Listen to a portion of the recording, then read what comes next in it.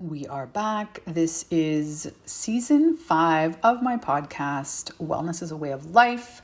We are on episode 6, I believe. This is going to talk all about my new obsession with self-hypnosis.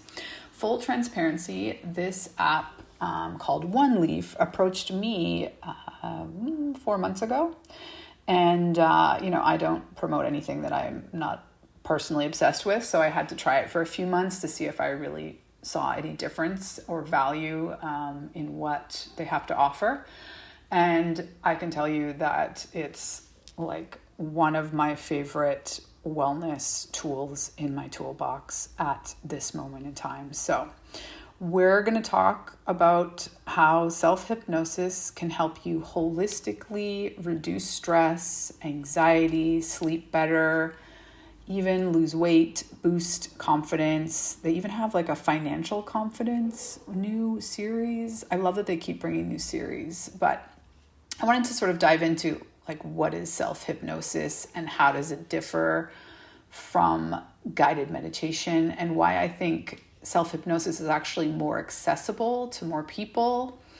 So let's start there. I think it's more accessible because as much as a lot of people, there is a lot of science on the supporting why meditation in general, mindfulness, taking a moment, breath work, all these things are incredible. There's so much science. But for some people, the guided meditation piece, if they haven't found like the right guided meditation, they might be thinking or feeling that it just doesn't suit them because there's a little bit of woo involved, like it's just not resonating what the person is saying. Either it's like too abstract and talking about, the great unknown or connections with the stars and all these things, which I personally love, but it doesn't resonate with everyone. Or it's talking about, I don't know, it can sound kind of like airy-fairy with you, if you will, to some people. And if you're listening to a guided meditation with this layer of, doubt, or I'm not buying this, like I don't connect, I'm not connecting to what they're saying or the voice, it just doesn't seem like part of your identity or your personality, it's not going to work, or it's certainly not going to have as powerful an effect of something that you really personally see the value in, and you can feel the difference in your day-to-day. And one thing that I always focus on is, day-to-day, but if you're improving day-to-day, the piece of longevity is 10x, right? Like it's the compound effect of all this. So self-hypnosis is also, it's similar to a guided meditation in that you're listening to somebody talk. It's, in this case, overlaid with music, but the music is the same track in this app. And I think that's important because it's not like you're following the music, you're following subconsciously, probably consciously at first, and then subconsciously you follow the voice. There's, a count in and a count out of the session.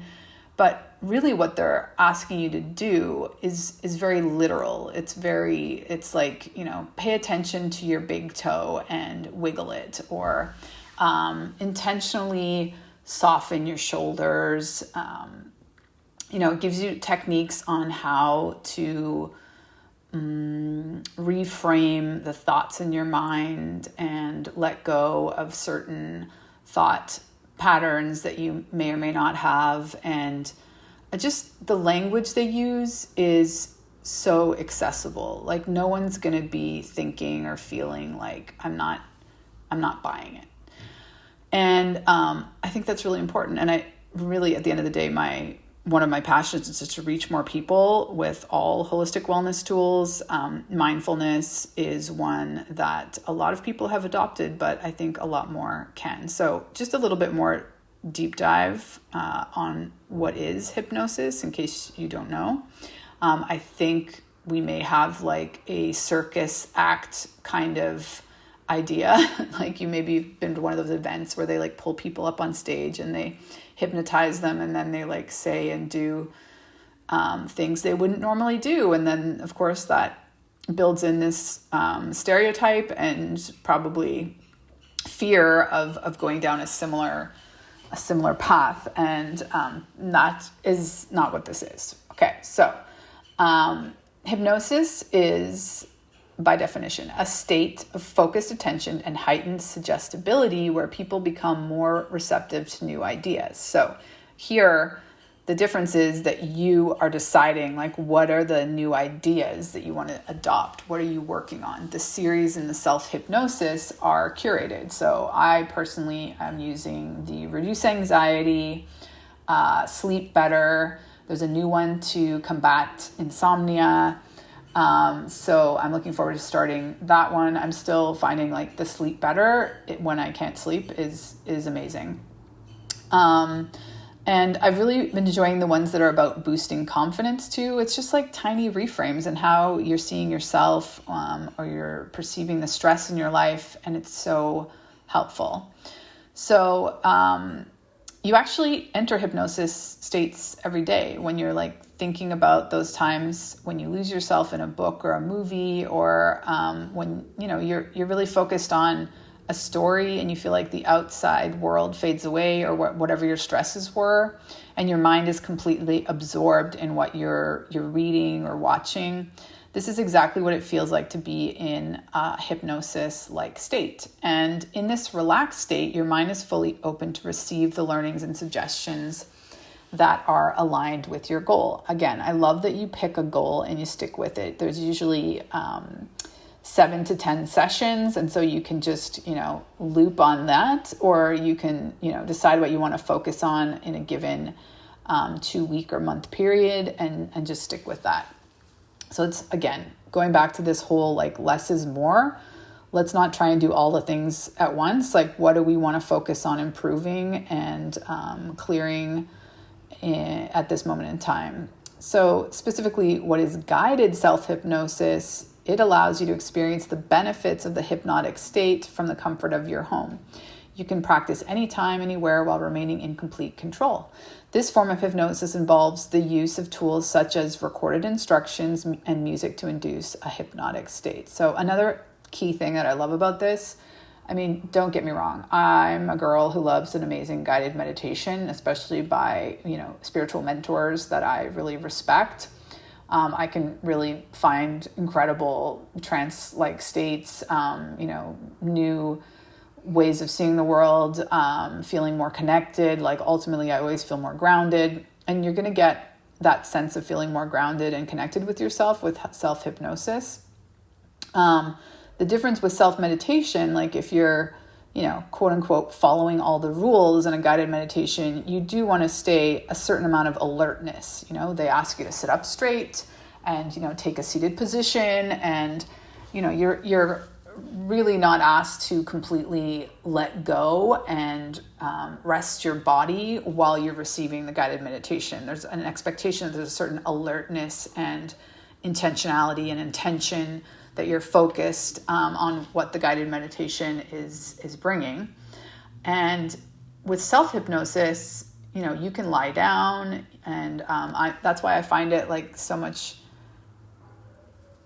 For me personally, I find it's helping improve my sleep, because it essentially lulls me to sleep when I can't get there, or I've got rolling thoughts that are keeping me awake, or maybe I had dark chocolate a little bit too late in the afternoon, and it's like affecting my ability to get back to sleep if I wake up and have to go to the bathroom or something.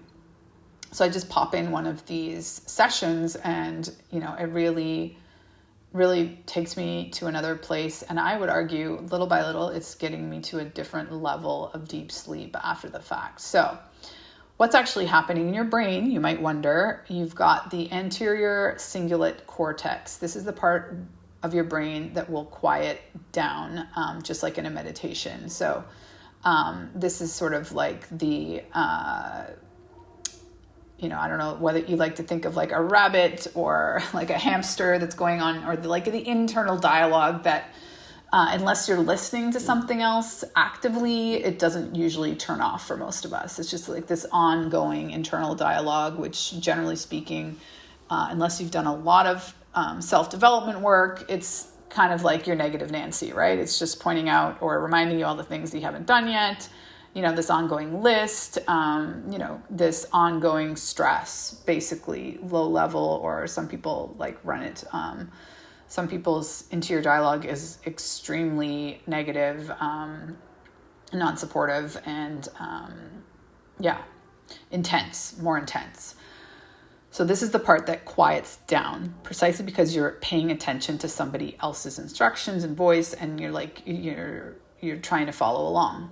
So executive control system is the other part of the brain. This is in your, towards your forehead, and this will turn on and send messages to your brain once they hear suggestions. Of course, your brain will pick up suggestions that they want to hear. So I think this is another beautiful thing, both with guided meditation, arguably, and self-hypnosis, is the beauty of these sessions is you probably get a little bit something different every single time you listen to it. Like your attention, as much as you are focusing it, will ebb and flow. And, I think a great example is with a yoga nidra, or like a guided relaxing meditation, particularly if it's long, like you're kind of just going in and out of consciousness, and that's fine.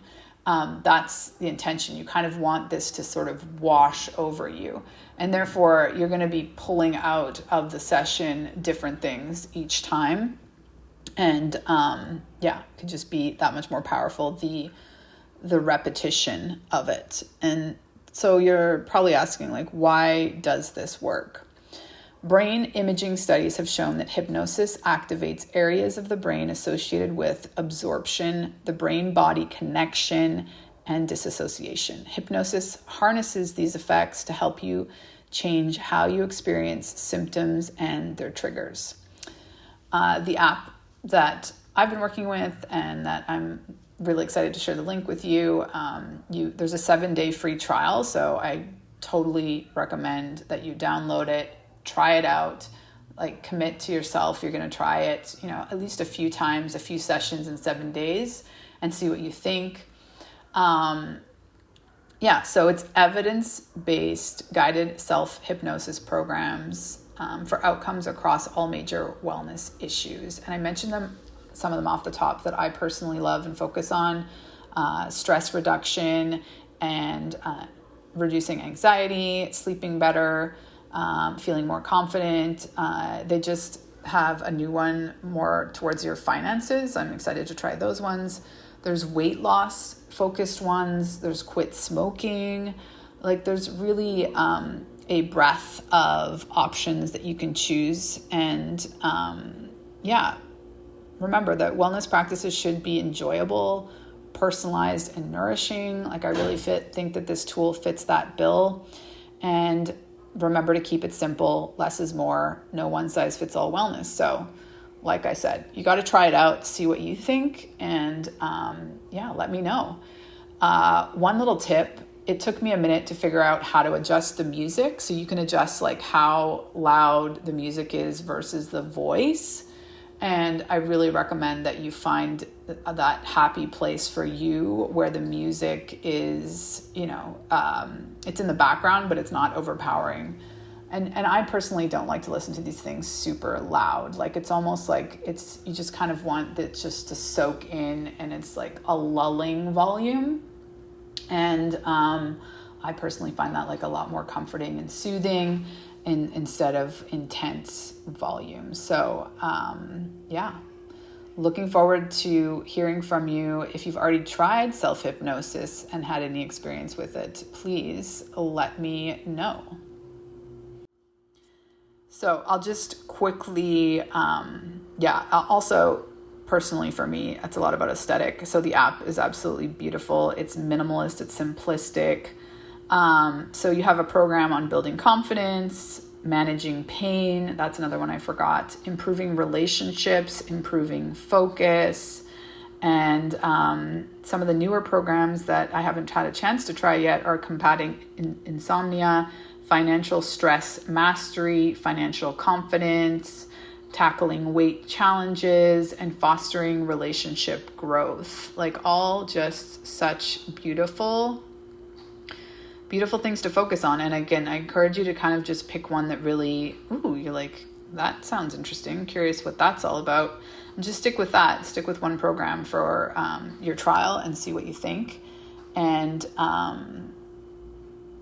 like I said, I believe you need a wellness toolbox. You need diverse tools. It's not to saying that you're going to be doing this one thing every single day. I use it probably 4 times a week, maybe 5 times a week. It's, an option on my list. Like sometimes I do this and a guided meditation. Sometimes I just do this. Sometimes I do it in the morning. Sometimes I do it in the middle of the night if I can't sleep or in order to get to sleep. Just weave it into your life in a way that makes sense for you and makes you feel most supported.